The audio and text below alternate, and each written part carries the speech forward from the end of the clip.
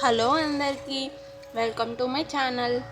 ఈరోజు ఈ వీడియోలో మీ అందరితో నేను సపోటా ఫ్రూట్ గురించి డిస్కస్ చేయాలని అనుకుంటున్నాను.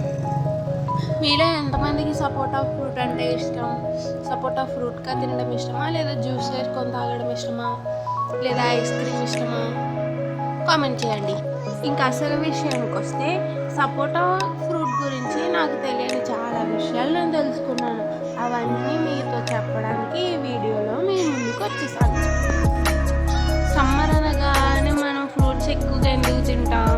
మన బాడీలో ఉన్న హీట్ తగ్గించుకోవడానికి మనం ఫ్రూట్స్ అనేది ఎక్కువగా తినడం అలవాటు చేసుకున్నాం. అయితే ఈ సపోటా ఫ్రూట్ కూడా మన బాడీలో ఉన్న హీట్ తగ్గించడానికి ఎంతో హెల్ప్ చేస్తుంది. అలాగే ఈ సపోటా ఫ్రూట్లో మనకు తెలియని ట్రిప్టోఫాన్ అనే అమినో యాసిడ్ అనేది ఉంటుందంట.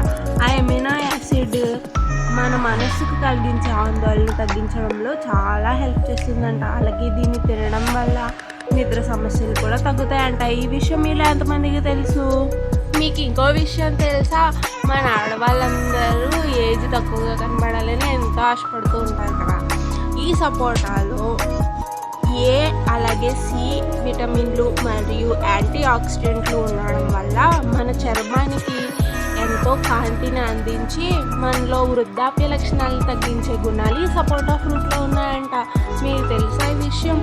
అలాగే పేగుల ఆరోగ్యాన్ని కూడా ఇది మెరుగుపరుస్తుందంట.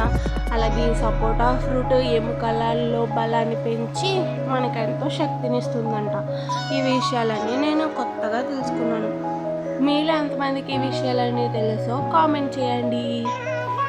ఇంతకీ మీరు ఎప్పుడన్నా సపోటా ఐస్ క్రీమ్ ట్రై చేశారా? సపోటా ఐస్ క్రీమ్ ట్రై చేయకపోతే ఒకసారి ట్రై చేయండి, చాలా సూపర్గా ఉంటుంది.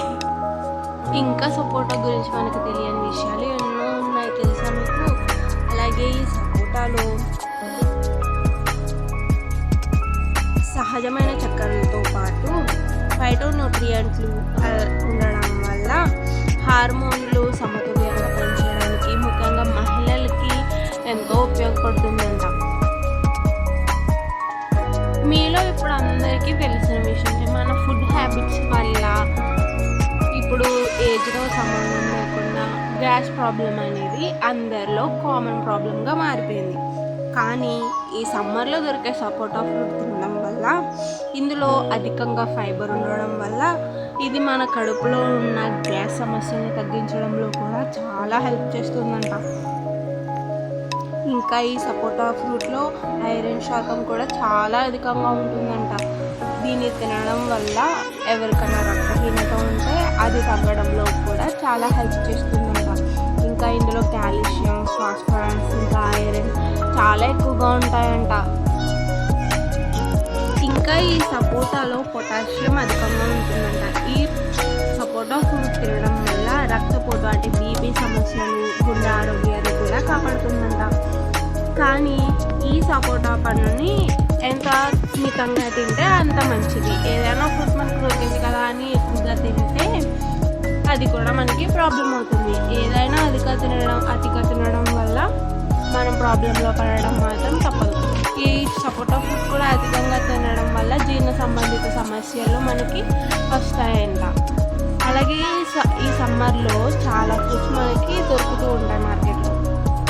వాటర్ మిలన్, మస్క్ మెలన్, సపోటా, ఇంకా చాలా ఫ్రూట్స్ దొరుకుతూ ఉంటాయి.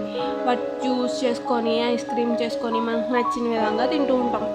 అలాగే మీకు ఈ సమ్మర్లో దొరికే ఫ్రూట్స్లో ఏది మీ ఫేవరెట్ ఫ్రూటో, అలాగే ఆ ఫ్రూట్ని మీరు ఏ విధంగా యూజ్ చేసి తింటారో నాతో కామెంట్ చేసి చెప్పండి.